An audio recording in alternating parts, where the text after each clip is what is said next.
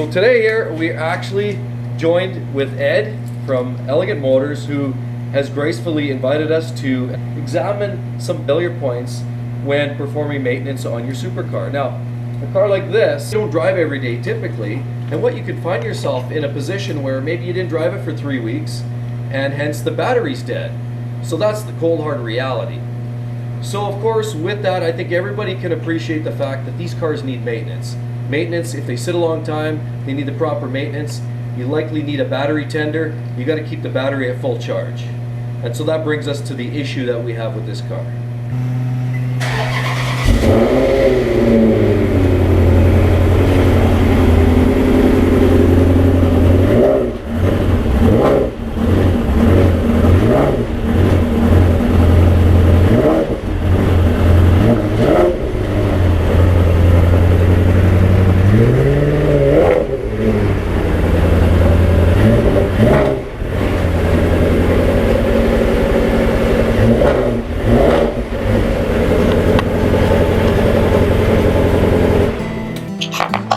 So here we are in this Ferrari. We have a situation where this car was left in the hands or in the care of somebody else other than the owner.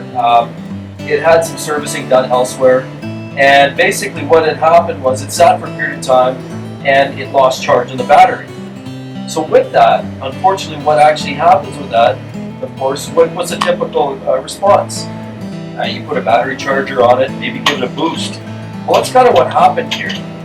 So basically, upon doing that and installing the charger, this thing was boosted with a higher, which typically is a higher voltage, to try to assist getting it started again. Obviously, it was a dead battery. So when they did that, unfortunately, the terminals were swapped. When the terminals were swapped and they went for a charge, that fried everything. When you incorrectly align your positive and negative on the battery, that generally results in less than ideal conditions. Obviously, I think anybody can appreciate that. That's why they label it positive, negative, red, black. And in this case, what had happened was that resulted in an absolute catastrophic electrical failure in this car.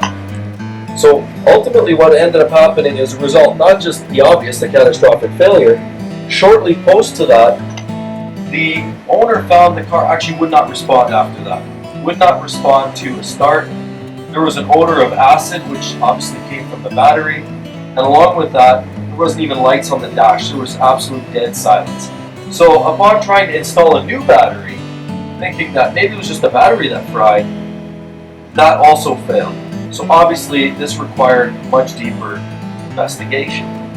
Now, upon investigation, here we are with Ed in Edward's shop at Elegant Motors here in Edmonton. And again, I just want to mention that he has spent countless hours going through this car, trying to identify all the electrical issues. Because when you do things like that, you either overcharge, which this one saw some overcharging. It sounded like the regulator also gave out, which allowed an overcharge condition, which then fried multiple electrical parts. Ed has spent countless hours looking at this car, going through it, fixing components, just trying to get this thing serviceable again.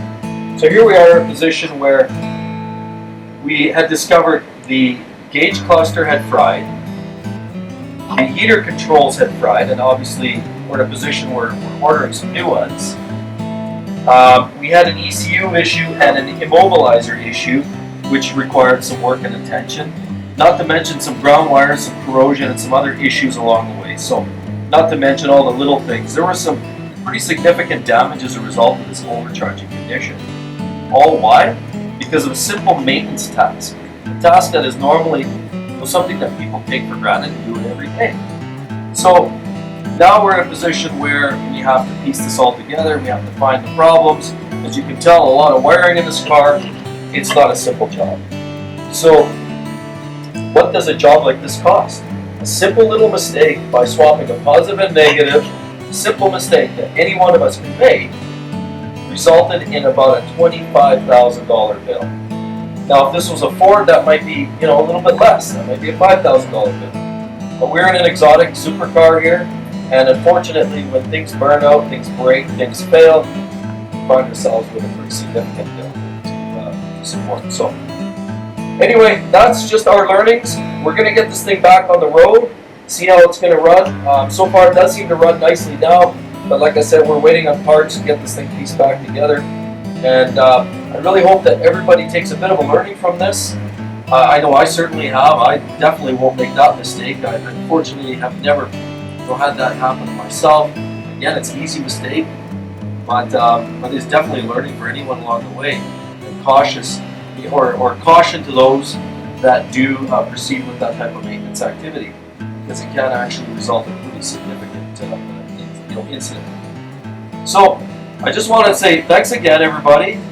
Please subscribe to my channel, and you know what, the typical routine: like, comment, and we'll be talking to you real soon. Thanks again. Bye-bye.